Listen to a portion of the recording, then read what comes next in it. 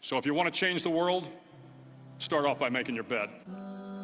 Every morning in SEAL training, my instructors, who at the time were all Vietnam veterans, would show up in my barracks room, and the first thing they'd do was inspect my bed.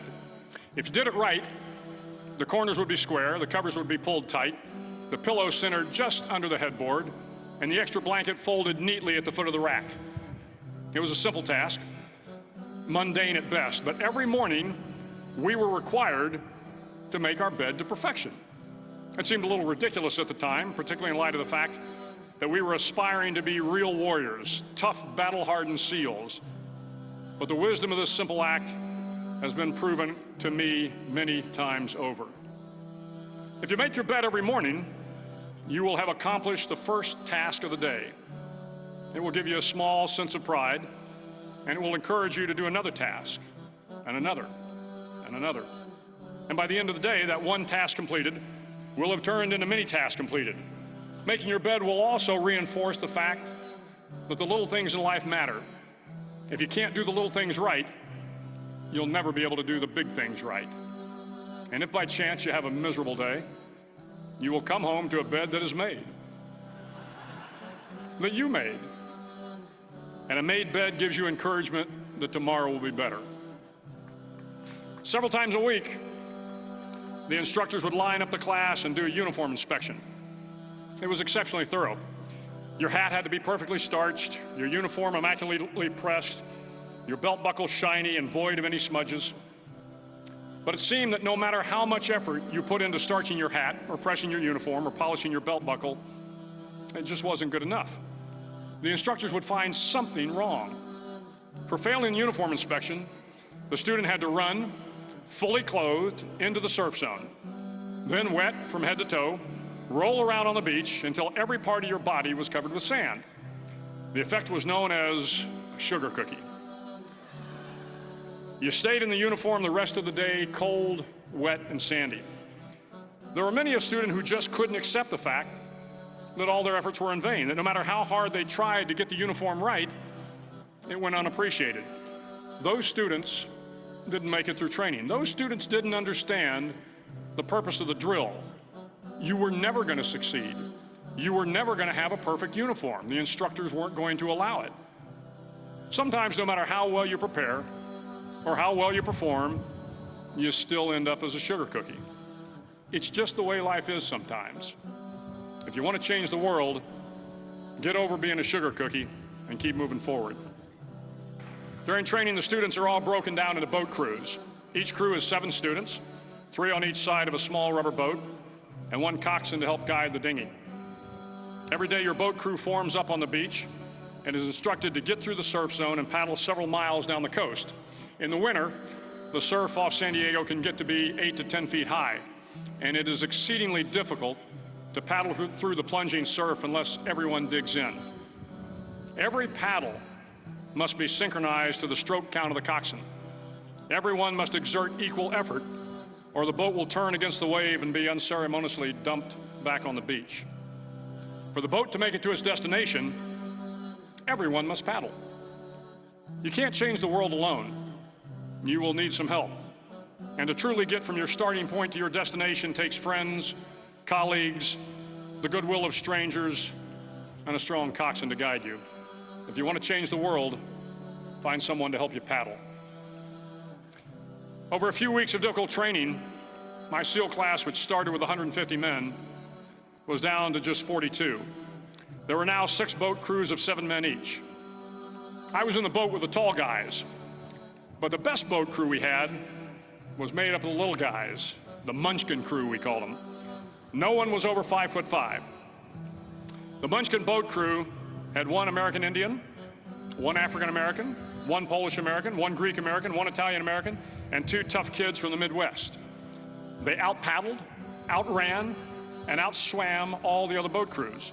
The big men in the other boat crews would always make good-natured fun of the tiny little flippers the Munchkins put on their tiny little feet prior to every swim. But somehow these little guys from every corner of the nation and the world always had the last laugh, swimming faster than everyone and reaching the shore long before the rest of us. SEAL training was a great equalizer. Nothing mattered but your will to succeed, not your color, not your ethnic background, not your education, not your social status. If you want to change the world, measure a person by the size of their heart, not by the size of their flippers. Every day during training, you were challenged with multiple physical events, long runs, long swims, obstacle courses, hours of calisthenics, something designed to test your mettle. Every event had standards, times you had to meet. If you failed to meet those times, those standards, your name was posted on a list, and at the end of the day, those on the list were invited to a circus. A circus was 2 hours of additional calisthenics, designed to wear you down, to break your spirit, to force you to quit. No one wanted a circus. A circus meant that for that day, you didn't measure up. A circus meant more fatigue, and more fatigue meant that the following day would be more difficult, and more circuses were likely. But at some time during SEAL training, everyone made the circus list. But an interesting thing happened to those who were constantly on the list. Over time, those students who did 2 hours of extra calisthenics got stronger and stronger. The pain of the circuses built inner strength and physical resiliency. Life is filled with circuses. You will fail. You will likely fail often. It will be painful. It will be discouraging. At times, it will test you to your very core. But if you want to change the world, don't be afraid of the circuses. If you want to change the world, you must be your very best in the darkest moments. The 9th week of training is referred to as Hell Week. It is 6 days of no sleep, constant physical and mental harassment, and one special day at the Mud Flats. The Mud Flats are an area between San Diego and Tijuana where the water runs off and creates the Tijuana Sloughs, a swampy patch of terrain where the mud will engulf you. It is on Wednesday of Hell Week that you paddle down to the Mud Flats and spend the next 15 hours trying to survive the freezing cold, the howling wind, and the incessant pressure to quit from the instructors. As the sun began to set that Wednesday evening, my training class, having committed some egregious infraction of the rules, was ordered into the mud. The mud consumed each man till there was nothing visible but our heads. The instructors told us we could leave the mud if only 5 men would quit. Only 5 men, just 5 men, and we could get out of the oppressive cold. Looking around the mud flat, it was apparent that some students were about to give up. It was still over 8 hours till the sun came up. 8 more hours of bone-chilling cold. The chattering teeth and the shivering moans of the trainees were so loud, it was hard to hear anything. And then one voice began to echo through the night. One voice raised in song. The song was terribly out of tune, but sung with great enthusiasm. One voice became 2, and 2 became 3, and before long, everyone in the class was singing.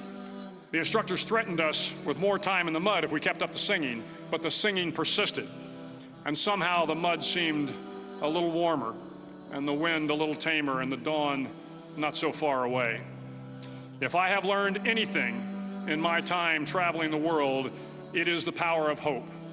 The power of one person, a Washington, a Lincoln, King, Mandela, and even a young girl from Pakistan, Malala. One person can change the world by giving people hope.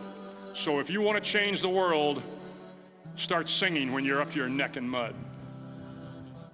Finally, in SEAL training, there's a bell.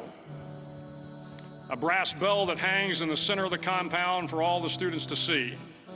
All you have to do to quit is ring the bell. Ring the bell, and you no longer have to wake up at 5 o'clock. Ring the bell, and you no longer have to be in the freezing cold swims. Ring the bell, and you no longer have to do the runs, the obstacle course, the PT, and you no longer have to endure the hardships of training. All you have to do is ring the bell to get out.